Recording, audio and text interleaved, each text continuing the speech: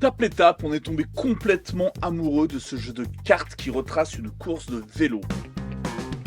Déjà, on est très fiers, petit produit que les auteurs sont venus nous présenter. On est sur un jeu en autodistribution avec une équipe qui est entre Lyon et Nantes, une fabrication 100% française. Vous savez qu'on commence à être de plus en plus sensible à ce genre de problématique. Tape l'étape, donc je l'ai dit, c'est un jeu de course, c'est un jeu de défausse, c'est accessible.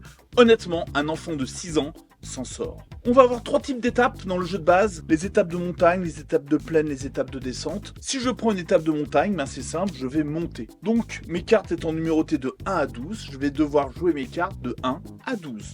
Le premier joueur va jouer, vu qu'on a une étape de montagne, il doit commencer par un 1. Fort heureusement, il a un 1, il va jouer son 1. Le joueur suivant, il a 2 possibilités, soit il met un 1 d'une autre couleur, soit il a le 2 jaune, il aura le droit de poser le 2 jaune. Donc on regarde, il a le 1 rouge, donc il ouvre une deuxième possibilité, et ainsi de suite. Le joueur suivant ayant la possibilité de mettre un 1 ou un 2, il décide de mettre le 2 jaune. Les joueurs, au fur et à mesure, vont se débarrasser de leurs cartes. Le premier joueur qui a 0 carte gagne l'étape.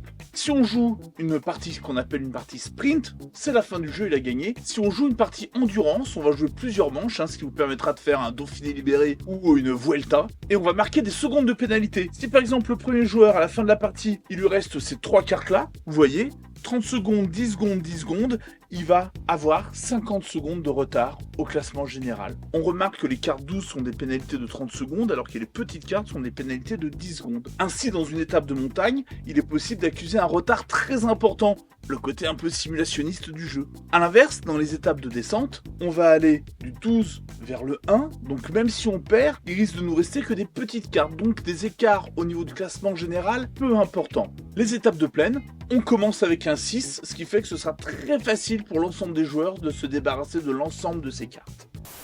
On va pas rentrer plus dans le détail des règles, retenez que changement de baraquet, crevaison, vitamines sont des petits jokers qui vont pouvoir influencer sur le cours de la course. Si toi aussi tu te sens l'âme d'un Vingegaard ou d'un Pogacar, n'hésite pas à commenter, liker et partager cette vidéo parce que Louison Beauvais roule sur les pavés, Louison Beauvais toujours premier à l'arrivée, Louison Beauvais,